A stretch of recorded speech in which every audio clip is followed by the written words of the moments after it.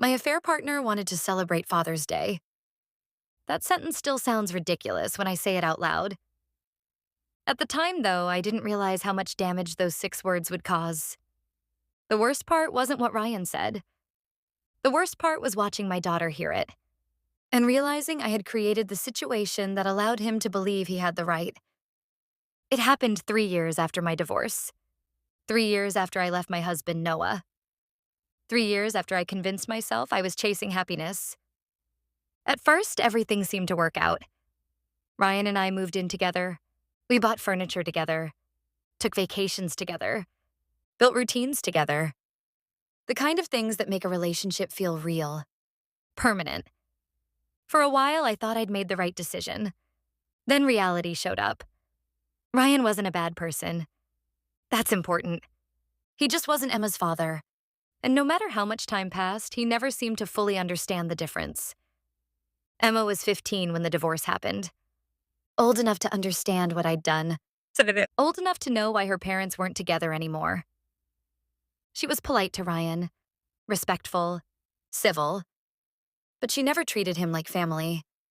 Ryan always believed that would change. He thought more time would fix it.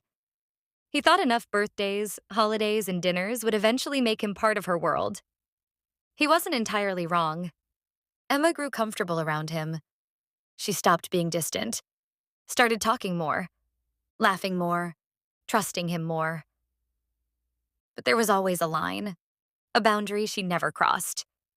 Ryan didn't seem to notice it, or maybe he didn't want to. The week before Father's Day, Emma came over for dinner. The three of us were sitting in the kitchen, talking about school, college applications, normal things.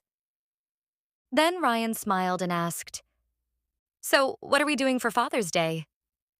Emma looked confused. I looked confused. Ryan laughed. You know, dinner or something. The room went silent. I felt my stomach tighten, because I knew exactly what he meant. Unfortunately, so did Emma. She stared at him for several seconds, then finally asked, "For who?" Ryan's smile faded slightly. "For Father's Day." Emma blinked, then said something I'll never forget. "My dad already has plans." Ryan laughed awkwardly. "No, I mean us." The silence that followed felt endless. Emma slowly set down her fork, then looked directly at him. Not angry, not rude, just confused. The way someone looks when another person says something that makes absolutely no sense. Then she asked, "Why would I celebrate Father's Day with you?" I wanted the floor to open and swallow me. Ryan's face immediately changed.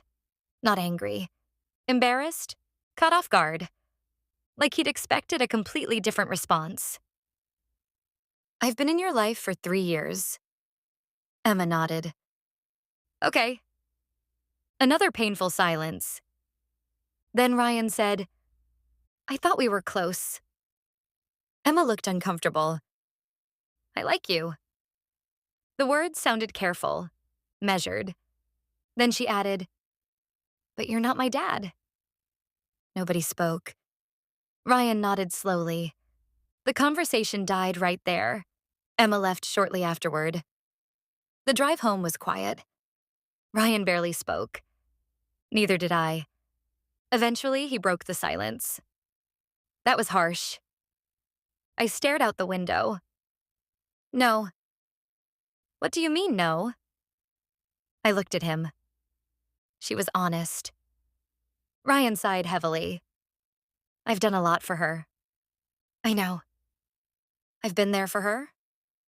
"I know." His voice grew frustrated. "Then why does she act like I'm a stranger?" The question lingered between us, because the answer wasn't complicated. It was just painful. Finally, I said it. "Because she already has a father." Ryan didn't respond. The rest of the ride passed in silence. 2 days later, Emma called. She sounded nervous. "Is Ryan mad at me?" The question broke my heart, because she shouldn't have been worrying about that. "No." "Are you sure?" Yes.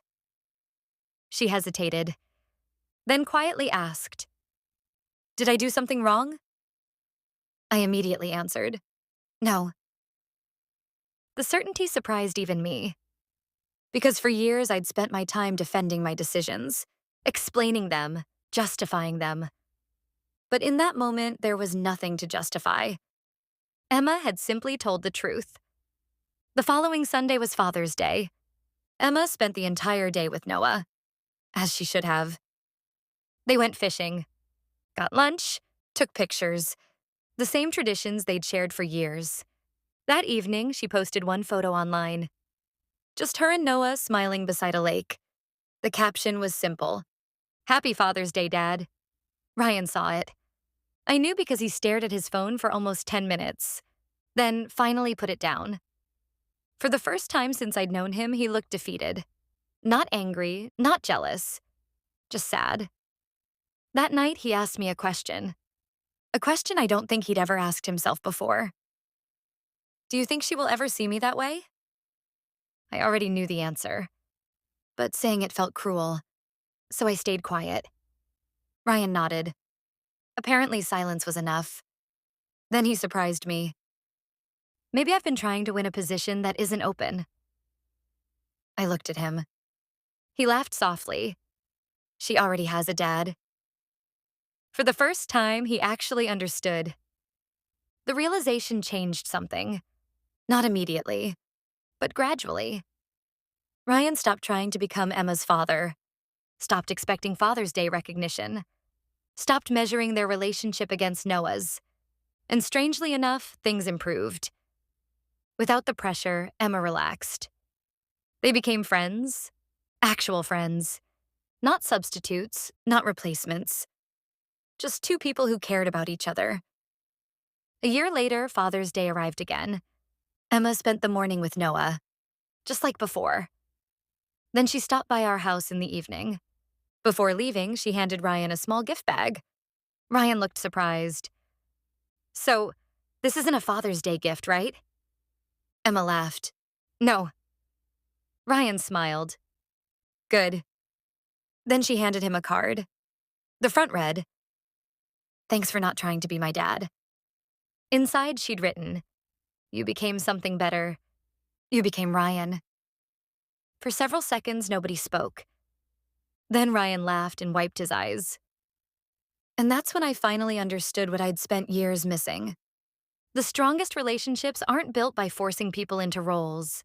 They're built by accepting who they actually are. Ryan never became Emma's father. He never should have.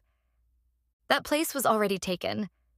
But once he stopped competing with Noah, he finally found a place in her life that belonged entirely to him. And somehow, that turned out to be enough.